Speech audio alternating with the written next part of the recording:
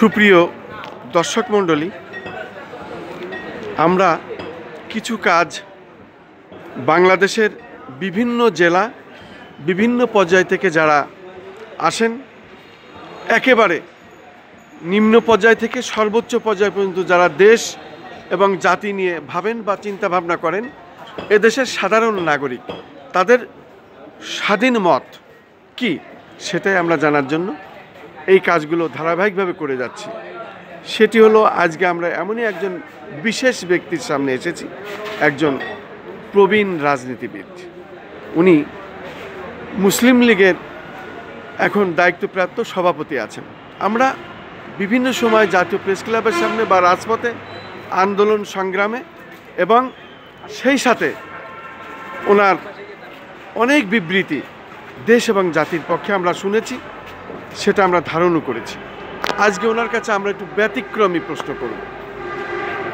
আপনি আপনার নাম পরিচয় দিয়ে বলুন, আগামীতে আপনি কেমন বাংলাদেশ দেখতে চান?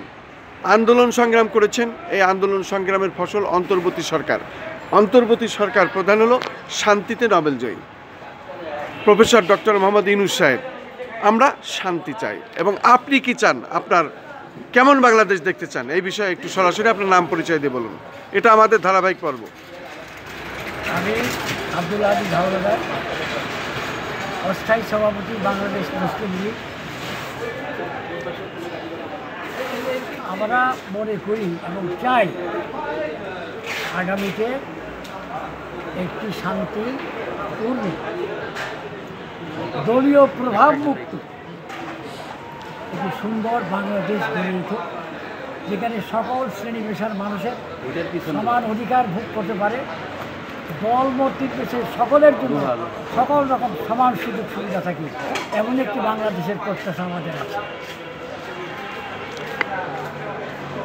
বিগত স্বৈরাচারী সরকার, শেখ হাসিনার সরকার, খুনির সরকার, এবং সে সরাসরি তার নির্দেশে এদেশে জনগণের বুকে প্রশাসন দিয়ে পাখির মতো গুলি করে মানুষ হত্যা করেছিল।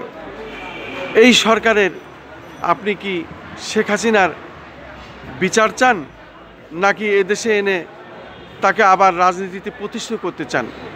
এই প্রশ্নটা আপনাকে সরাসরি করতে হবে, যেহেতু এখন ইন্টারনেটের যুগ, পুরা বিশ্ব দেখে। আমরা শেখ হাসিনার কাছ থেকে অনেক কিছু বড় আশা করছি। উনি শেখ মুজিবুর রহমান সাহেবের সুযোগ্য কন্যা। দেশের মানুষ বুক ভরা আশা নিয়ে ওনার দিকে তাকিয়েছিল, কিন্তু ওনার রাজনীতিটা এত কলুষিত, এত একগুয়েমি করি, এত স্বার্থান্বেষী উনি হবে, এটা বাংলাদেশে, আমি কেন বাংলাদেশের কোনো মানুষ আশা করতে পারি না। আমরা চাই শেখ হাসিনা হোক আর যেই হোক, ন্যায় বিচার প্রতিষ্ঠার স্বার্থে এবং অনাগত ভবিষ্যতে আর এমন দুর্যোগ না আসে, এই জন্য প্রত্যেকটি অপরাধের বিচার হয়। এই সংক্ষিপ্ত সাক্ষাৎ দেওয়ার জন্য আপনাকে অনেক অনেক অনেক ধন্যবাদ আমাদের চ্যানেলগুলির পক্ষ থেকে। আমি খন্দকার মাসুদুজ্জামান, রাজধানী ঢাকা। আপনাকে অসংখ্য ধন্যবাদ।